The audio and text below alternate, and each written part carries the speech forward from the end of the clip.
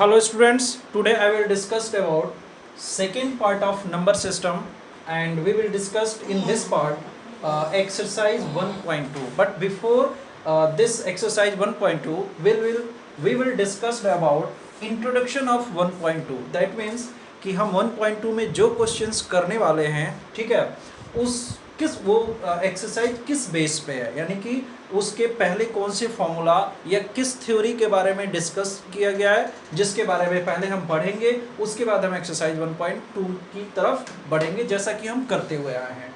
Okay, तो चलिए start करते हैं इंट्रो ऑफ 1.2। तो 1.2 स्टार्ट करने से पहले मैं ये जानना चाहूँगा कि क्या आपने फर्स्ट पार्ट देखा है या नहीं देखा है। अगर नहीं देखा है तो मैंने डिस्क्रिप्शन में लिंक दिया हुआ है, वहाँ पे जाइए और फर्स्ट पार्ट को देखिए, उसके बाद आप यहाँ आ जाइए तो ज़्यादा बेनिफिशियल होगा। ओके, तो करते हैं सेकेंड पार्ट में क्या इंट्रो यूज होना है। छोटा सा इंट्रो है, क्या इर्रेशनल नंबर। इर्रेशनल नंबर कि इर्रेशनल नंबर्स क्या होते हैं। नंबर्स मतलब बहुत सारे नंबर्स की बात करेंगे भाई। इर्रेशनल नंबर हमने पिछले पार्ट में क्या पढ़ा था कि रेशनल नंबर। रिमाइंड कराऊं तो ऐसे नंबर जिसको p अपॉन q के फॉर्म में लिखा जा सके, where q does not equals to 0 and p and q are coprimes integers. ठीक है, स्टैंडर्ड भी मैंने इंक्लूड कर दिया। तो ये था रेशनल नंबर का definition. But what is irrational number? उसी के अपोजिट, मतलब एक ऐसा number, a number which can be not represented in the form of p upon q where q does not equals to 0। तो दैट मीन्स अगर एक ऐसा नंबर है जिसको हम p अपॉन q के फॉर्म में रिप्रेजेंट नहीं कर सकते, तो वैसे नंबर्स को हम क्या कहते हैं? Irrational number. सिंपल सी कहानी भाई, जहाँ रेशनल है इर्रेशनल भी तो होगा। जैसे कि मान लो मैंने लिख दिया रूट में 2। अब रूट में 2 को जैसे मैंने लिखा सपोज में 0.5, तो अब क्या करोगे, इसको क्या करोगे 5/10 लिख दिया ना। अब इसको कट कैंसिल करोगे तो 1/2, मतलब इस 0.5 एक नंबर है ना, इसको आपने कैसे लिख दिया? 1/2 के फॉर्म का लिख दिया ना।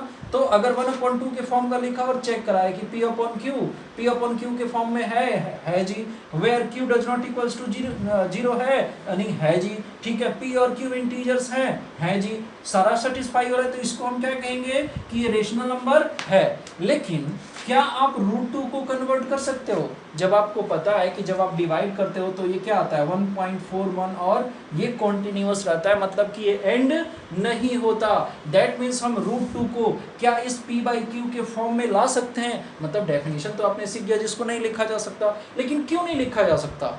तो उस रीजन को मैं एक्सप्लेन कर रहा हूँ कि √2 जो ये कहीं पे एंड नहीं होता, यानी कि ये टर्मिनेट नहीं होता किसी नंबर ऑफ स्टेप्स के बाद। अगर कितने नंबर ऑफ स्टेप्स के बाद क्या हो जाएगी, इसके बारे में हम ब्रीफ पढ़ेंगे, यानी कि जब हम आगे पढ़ेंगे ना decimal representations of rational numbers या एक्सप्रेशन, तो उसमें हम ये सारे डिस्कस करने की कौन सा टर्मिनेटिंग, नॉन टर्मिनेटिंग, रिकरिंग, एक इसके बारे में ब्रीफ हमने आगे पढ़ना है 1.3 में।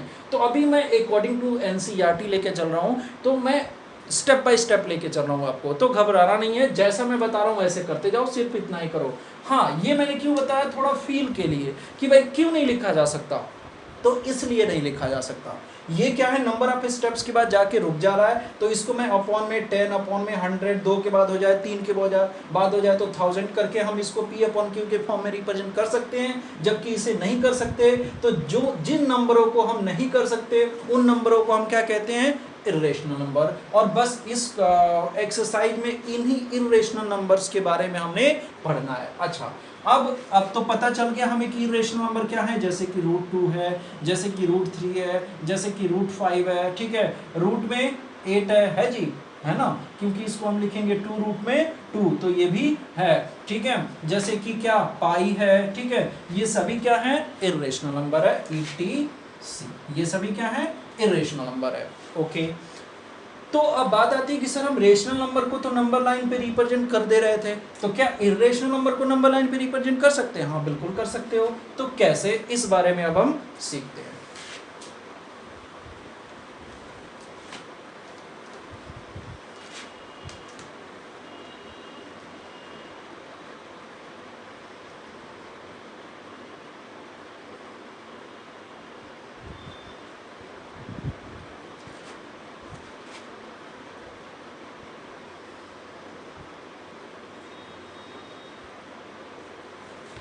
ओके तो क्या नेक्स्ट आपका टॉपिक क्या है?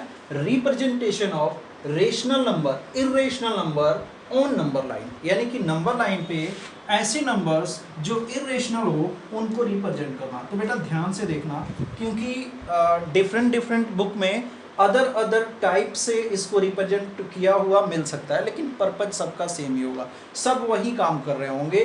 तो रिप्रेजेंटेशन से पहले मैं आपको ये रिमाइंड कराना चाहूँगा कि क्या आप ये जानते हो ना, पाइथागोरस थ्योरम जानते हो? नहीं जानते हो तो सीख लेते हैं। पाइथागोरस थ्योरम क्या होता है कि अगर एक राइट ट्रायंगल है जो कि कैसा है, राइट एंगल ट्रायंगल है, 90 डिग्री है, जिसमें इसको क्या बोलते हैं परपेंडिकुलर, इसको क्या बोलते हैं बेस, इसको क्या बोलते हैं हाइपोटेनियस। तो पाइथागोरस ने कहा था कि हाइपोटेनियस का स्क्वायर इक्वल्स टू परपेंडिकुलर का स्क्वायर प्लस बेस का स्क्वायर, या hypotenuse equals to perpendicular square plus base square, और इसको हम लिख देते हैं अंडर रूट में। ओके, तो जैसे कि आपको आ जाए, क्या आ जाए क्वेश्चन में कि रिप्रेजेंट या शो √2 ऑन नंबर लाइन, तो आपने क्या करना है नंबर लाइन। तो सॉल्यूशन में आपने करना क्या है, नंबर लाइन ड्रॉ कर देना है, उसके बाद √2 को इस फॉर्म में लिख लेना है। दैट मीन्स जो √2 है वो क्या हो गया हमारे पास हाइपोटेनियस, √2 क्या हो गया हाइपोटेनियस। अब इस √2 को मैं इस तरीके से कैसे एक्सपेंड करके लिख सकता हूँ रूट में। ओके, तो क्या लिख सकता हूँ मैं, अंडर रूट में 1 का स्क्वायर प्लस 1 का स्क्वायर लिख सकता हूँ कि नहीं। √2 को मैं क्या लिख सकता हूँ 1 का स्क्वायर प्लस 1 का स्क्वायर, दैट मीन्स 1 का स्क्वायर कितना 1, 1 का स्क्वायर कितना 1, 1 1 फिर से आ गया √2। इससे फायदा क्या होगा सर, बिल्कुल होगा। हमने क्या करना है यहाँ पे नंबर लाइन पे, यहाँ पे क्या होता है ओ या 0 मान सकते हो, ठीक है। अच्छा, इधर हम राइट साइड जाते हैं तो क्या मिलता है हमें +3 4 प्लस प्लस मिलता है। अब हमने क्या करना है 1 और 1 आया ना, तो 1 यूनिट हमें यहाँ जाना है, 1 यूनिट ऊपर जाना है। ओके, और इस O से इसको मिला देना है, और ये रेडियस लेके और एक क्या करना है आर्क ड्रॉ कर देना है। ये आर्क जहाँ पे मिलेगा वो ही डिस्टेंस होगा क्या √2, यानी कि ये होगा क्या √2। मैं तो यहाँ पे स्केलिंग कर रहा हूँ, मतलब यहाँ मार्कर से बना रहा हूँ, तो ज़्यादा परफेक्ट नहीं बनेगा। आपने क्या करना है स्केल उठाना है, या ये ज़्यादा बेटर तरीके से बनेगा ग्राफ पे। तो ग्राफ आपका कुछ ऐसे होता है ना जी, ऐसे होता है ना ग्राफ। तो आपने मान लिया ये नंबर सिस्टम है, लाइन खींच दिया, यहाँ पे ले लिया आपने वो है, तो कितना यूनिट जाना है, एक बक्सा इधर जाना है, एक बॉक्स इधर जाना है, इसको इससे मिला देना है, और यहाँ पे कंपास को रख के और पेंसिल का नोक यहाँ पे रख के ऐसे एक आर्क ड्रॉ कर देना है। जहाँ पे ये आर्क मिलेगा वही डिस्टेंस हमारे पास क्या है √2। ओके, चलो मान लिया मैंने 70% समझ में आया, थोड़ा सा और रिप्रेजेंट करते हैं और समझ आ जाएगा। अब क्या मैंने कहा कि √3 को रिप्रेजेंट करो, तो फिर वही बात कि √3 को भी ऐसा लिखना पड़ेगा। तो मैं क्या कहूँ कि √3 क्या होता है 2 + 1, तो अगर 2 का स्क्वायर और प्लस, क्योंकि हमें स्क्वायर में लिखना है, तो ये कितना हो जाएगा 2 2 4 और 1 कितना हो जाएगा 2 2 4 और 1 5 हो जाएगा, लेकिन हमें तो √3 चाहिए। तो क्या ऐसा करें कि स्क्वायर भी आए, यही सोचना है। अगर ये सोच लिया तो समझो सॉल्व हो गया। तो क्या करें भाई, तो मैं देखो क्या करता हूँ √2 का स्क्वायर कर देता हूँ और +1 का स्क्वायर कर देता हूँ, कोई प्रॉब्लम नहीं होनी चाहिए। अब क्या होगा कि यहाँ पे मैंने माना 0, ये लिया 1, ये लिया 2, ये लिया 3, ये लिया 4, ग्राफ में तो ऑलरेडी बना हुआ है, अब आपको लिखना है सिर्फ।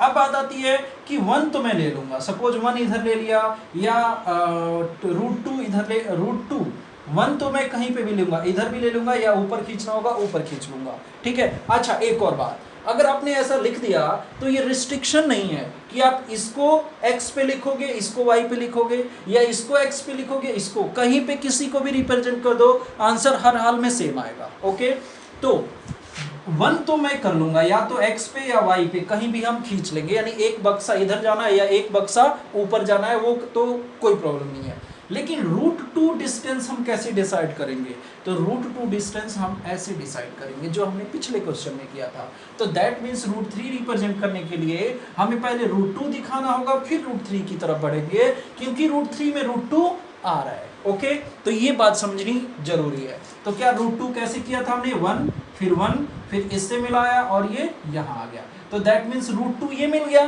तो अब क्या बचा, क्या 1, तो फिर 1 बक्सा ऊपर और इसको इससे मिला दिया, यहाँ पे कंपास लेके और ऐसे ड्रॉ कर दिया, तो ये डिस्टेंस कितना हो गया, समझ में आई बात? ठीक है, थोड़ा बड़ा बनाऊं, मैं बड़ा बनाऊं, बड़ा देख लो, ये रहा 0, ये रहा 1, ये रहा 2, ठीक है। मैंने क्या किया, 1 बक्सा, तो ये क्या बनाया मैंने पहले, रूट में 2, ये डिस्टेंस कितना हो गया, रूट में 2। अब हमें क्या, √2 का स्क्वायर और 1 का स्क्वायर है, तो √2 डिस्टेंस ये मिल गया। अब बचा क्या, 1, तो फिर यहाँ से 1 बक्सा ऊपर जाएगा और फिर इससे इसको मिलाएंगे और फिर यहाँ पे कंपास के नोक को रख के और यहाँ पे पेंसिल को रख के जो आर्क ड्रॉ होगा जहाँ पे मिलेगा वो डिस्टेंस कितना होगा, √3 का होगा। बात समझ आ जानी चाहिए।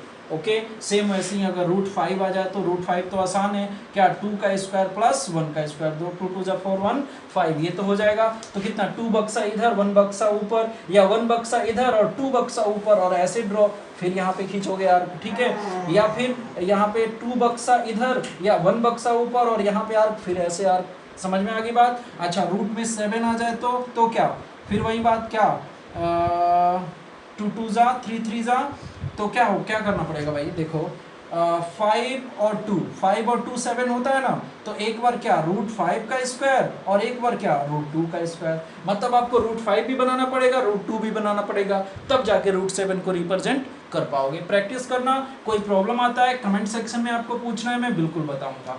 और बेटा कोई प्रॉब्लम हो, कोई दिक्कत हो तो कमेंट सेक्शन में आप पूछा करो, कोई प्रॉब्लम नहीं है, ठीक है, मैं आपके क्वेश्चंस का रिप्लाई करूंगा। चलिए नेक्स्ट आ जाते हैं, क्या एक अलग, थोड़ा अलग करते हैं, क्या जैसे मान लीजिए मैंने कह दिया 3 + √2 रिप्रेजेंट करो, आपके एनसीईआरटी में नहीं है, लेकिन मान लीजिए कहीं पे आ गया तो कॉमन सेंस की बात है, क्या यहाँ पे हो गया 0, ये हो गया 1, ये हो गया 2, ये हो गया 3, ये हो गया 4, ये हो गया 5, ठीक है, क्या है 3 + √2 है ना, तो दैट मीन्स ये तो डिसाइडेड है कि कहाँ तक जाएगा, 3 तक तो जाएगा, उसके बाद है +2 √2, यानी कि इससे √2 डिस्टेंस आगे, तो √2 डिस्टेंस हम कैसे करते हैं, एक बक्सा, ठीक है, और उसको इससे मिला दिया, क्योंकि अब इसका ओरिजिन यहाँ हो गया ना, अब यहाँ से आगे √2 जाना है ना, फिर यहाँ से करके एक आर्क यहाँ पे, तो ये यहाँ से लेके और यहाँ तक का जो डिस्टेंस है वो कितना हो गया, 3 + √2। आई होप समझ आ गया होगा, ठीक है, कोई प्रॉब्लम है, नहीं होनी चाहिए।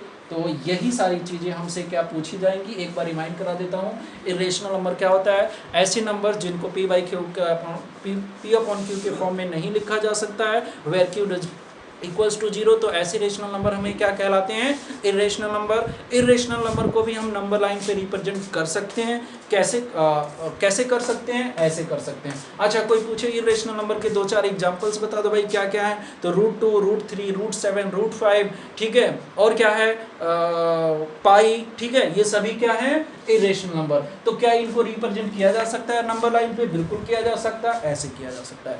ओके, तो then proceed to exercise 1.2। Okay students, तो ये रहा आपका फर्स्ट क्वेश्चन 1.2 एक्सरसाइज का, जिसमें क्या कहता है, state whether the following statements are true और false and justify your answers. मतलब आपको बताना तो है कि ट्रू है या फॉल्स है, लेकिन आपको इसलिए भी ये भी बताना है कि ट्रू है तो क्यों, फॉल्स है तो क्यों। तो चलते हैं पहला पार्ट, क्या कहता है, every irrational number is a real number. तो क्या सही बात है, बिल्कुल सही बात है, क्योंकि रियल नंबर्स क्या होते हैं, यही लिखेंगे, yes it is true because all rational and irrational, और ऐसे लिखेंगे, combination of, because combination of rational numbers and irrational numbers make real numbers. कहने का मतलब ये है कि कॉम्बिनेशन ऑफ इरेशनल और रेशनल को ही तो हम रियल बोलते हैं, तो दैट मीन्स क्या, ये क्या है आपका true, every irrational number is a real numbers. Okay, next part है, every points on the number line is of the form √m where m is a natural number. अब देखिए यहाँ पे क्या कह दिया, where m is a natural number. Natural मतलब number means क्या, 1 2 3 4 5। तो अब आप देखिए नंबर लाइन पे √2 भी है और नंबर लाइन पे √3 भी है, तो क्या यही नंबर्स है नंबर लाइन पे? क्या इनके बीच में नंबर्स नहीं है? इनके बीच में नंबर्स नहीं है। मैंने अभी पीछे हमने पढ़ा हुआ है कि क्या किसी भी दो नंबर्स के बीच में, चाहे वो रेशनल हो चाहे इरेशनल हो, इनफाइनाइटली मेनी रेशनल या इरेशनल नंबर्स हो सकते हैं। तो दैट मीन्स ये क्या है? फॉल्स है। और यही एग्जांपल भी दे देंगे, रीजन भी यही दे देंगे, because √2 and √3 have many irrational numbers in between them, तो therefore this one is false। कि क्या every points on number line is of the form √m, और इनके बीच में जो रेशनल नंबर्स होंगे क्या उनको हम √m में दिखा सकते हैं? जहां पे m क्या होगा? नेचुरल नंबर नहीं दिखा सकते। अंडरस्टूड? सेकेंड पार्ट हो गया ये। ओके, थर्ड पार्ट क्या? Every real numbers is an irrational number, ये भी फॉल्स है। क्या है? फॉल्स। व्हाई? क्या कहता क्या है? Every real numbers is an irrational number, सभी रियल नंबर्स इरेशनल नंबर है? नहीं, क्योंकि रेशनल नंबर्स भी क्या होते हैं? Real numbers. यहां पे बिकॉज क्या देंगे? Because rational numbers are also real numbers. That means कि जो रेशनल नंबर्स भी होते हैं वो भी क्या होते हैं? Real numbers. Okay, pause video to note it down, proceed to question second. तो ये रहा एक्सरसाइज 1.2 का question second, third and fourth. आसान इजी सा है, छोटे छोटे आंसर्स है, सॉल्यूशंस है, इसके कर लेते हैं इन तीनों को। ठीक है, तो देखिए क्वेश्चन सेकंड क्या कह रहा है। सबसे पहले क्वेश्चन सेकंड का सॉल्यूशन ऑफ सेकंड पार्ट। ठीक है, कह रहा है are the square root of all positive integers, that means क्या कि सभी पॉजिटिव इंटीजर्स का क्या स्क्वायर रूट इरेशनल, क्या ऐसा होता है? इरेशनल होता है। तो पहला जवाब क्या होगा? नो।